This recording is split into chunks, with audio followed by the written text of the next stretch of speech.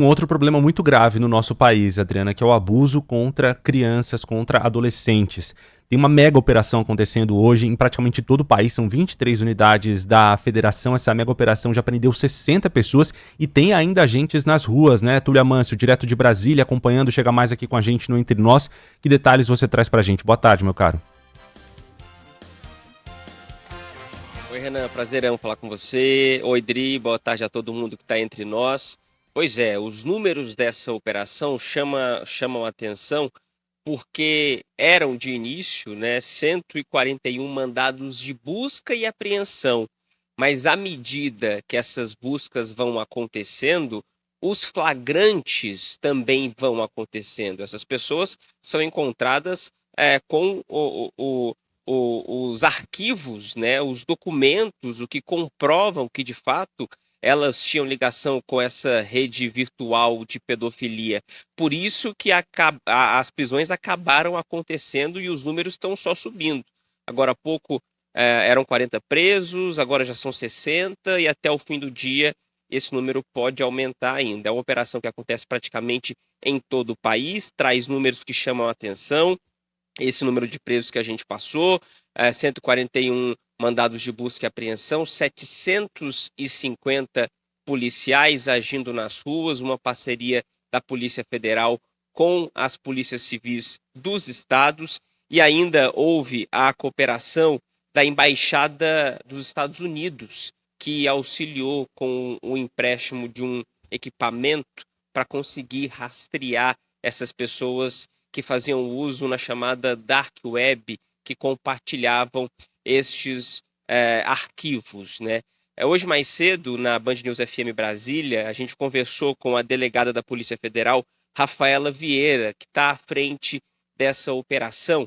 A gente vai trazer um pouco do que ela disse. Ela fala sobre a forma de atuação desses criminosos. Eu sempre digo, o abusador está onde as crianças estão. Ele precisa se aproximar das crianças. Ele vai estar lá. Ele vai estar nos jogos, nas redes sociais, aplicativo de mensageria.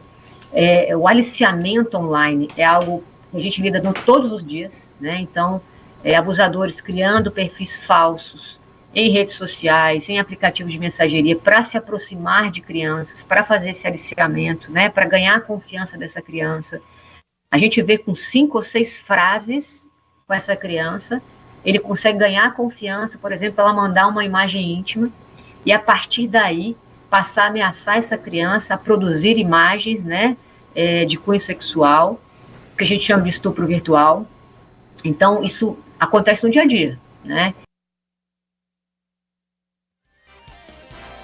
E algumas pessoas cometem o que a delegada disse aí, né, o estupro virtual, e outras acabam utilizando os instrumentos para abusar dessas crianças de forma presencial também.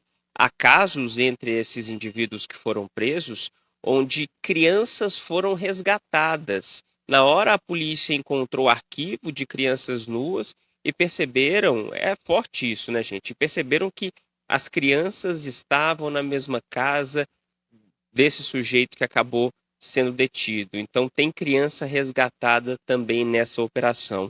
Um outro número que chama a atenção, segundo a Polícia Federal, é que de dezembro de 2023 a agosto desse ano, o setor de capturas da Polícia Federal cumpriu 1.291 mandados de prisão de abusadores sexuais que estavam pendentes de cumprimento.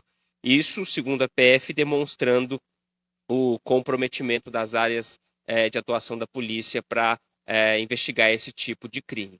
Números que chamam a atenção e a gente sempre percebe e também destaca, né, a importância dos pais estarem sempre ligados no que os filhos estão fazendo na internet, e lembrando também que, segundo os especialistas, os abusadores estão sempre ao lado, geralmente são pessoas próximas. E os abusadores estão aqui, né? na palma da nossa mão, dentro de um telefone celular.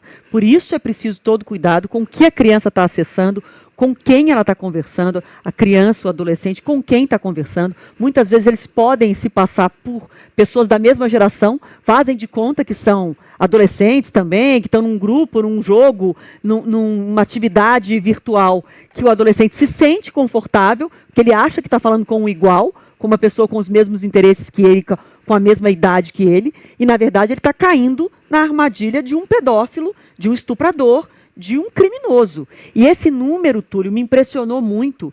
1.291 mandados de prisão contra abusadores sexuais que estavam soltos. Isso entre dezembro do ano passado e agosto desse ano.